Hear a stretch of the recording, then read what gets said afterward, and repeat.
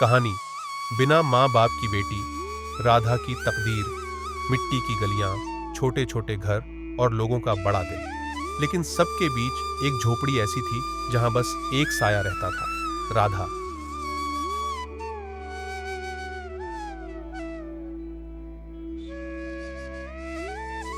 सिर्फ 7 साल की उम्र थी उसकी। माँ बुखार से चल बसी और पिता शहर में मजदूरी करते हुए हादसे में खत्म हो गए। गांव वालों ने कुछ दिन सहानुभूति दिखाई, फिर धीरे धीरे सब अपने रास्ते चल दिए। राधा के पास कुछ नहीं था, बस एक पुरानी किताब और माँ का टूटा हुआ दुपट्टा। वो हर रात आसमान की ओर देखती और धीरे से कहती,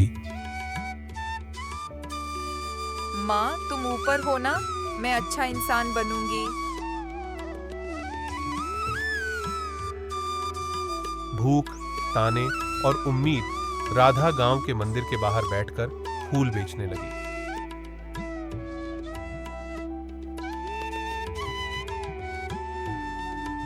सुबह से शाम तक मेहनत करती और बची हुई रोटी मंदिर के पीछे बैठकर खा लेती।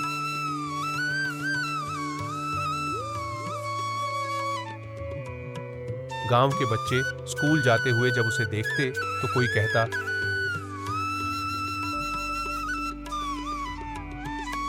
अरे अनाथ लड़की है। कोई हंसकर बोलता, इसका तो कोई नहीं।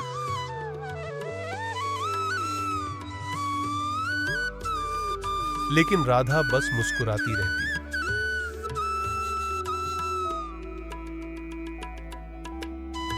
उसे अपनी हालत पर नहीं, अपनी हिम्मत पर भरोसा था।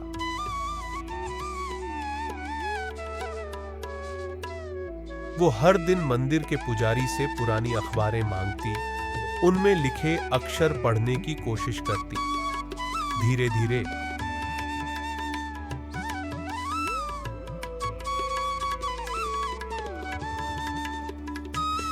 बिना किसी शिक्षक के उसने खुद पढ़ना सीख लिया।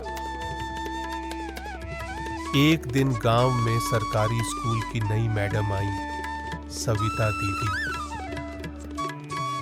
उन्होंने राधा को देखा और पूछा, बेटा तू स्कूल क्यों नहीं जाती?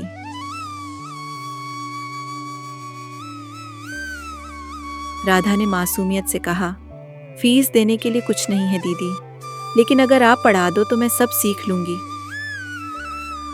सविता दीदी का दिल पिघल गया।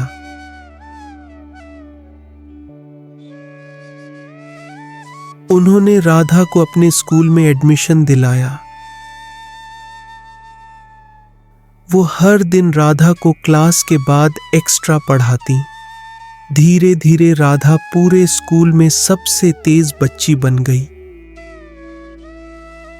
कुछ साल बीते, राधा 10वीं क्लास में पहुंची।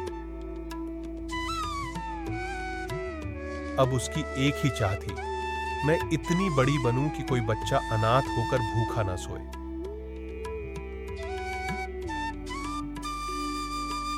लेकिन किस्मत ने फिर झटका दिया। सविता दीदी का ट्रांसफर दूसरे शहर हो गया। स्कूल में कोई उसकी मदद करने वाला नहीं बचा। फीस के पैसे न होने पर उसे स्कूल से निकाल दिया गया। वो फिर मंदिर लौटी, वहीं झोपड़ी, वहीं अकेलापन। उस रात उसने बहुत रोया, भगवान अगर तू है तो मुझे हिम्मत दे। राधा ने हार नहीं मानी। वो गांव के एक चाय वाले के यहां काम करने लगी। सुबह चाय बनाती, दिन में अखबारों से पढ़ाई करती, रात में मंदिर की सीढ़ियों पर बैठकर नोट्स लिखती।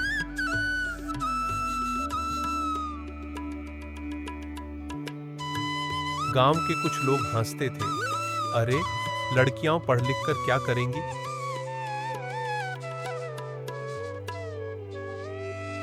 लेकिन राधा जानती थी, उसके सपनों की कोई सीमा नहीं है। 3 साल ऐसे ही बीत गए। वो दिन आया जब उसने अपने दम पर राज्य शिक्षक परीक्षा दी।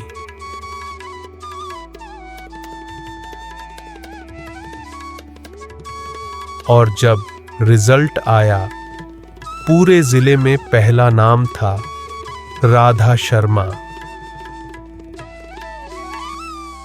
अब वही राधा गांव लौटी, लेकिन अब वह कोई गरीब अनाथ नहीं थी। वह शिक्षिका राधा शर्मा थी।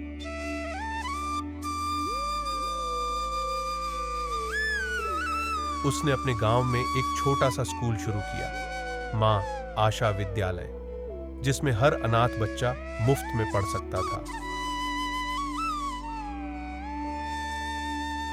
और 2 वक्त का खाना पा सकता था। गांव के लोग अब गर्व से कहते, राधा हमारी बेटी है जिसने गांव का नाम रोशन कर दिया।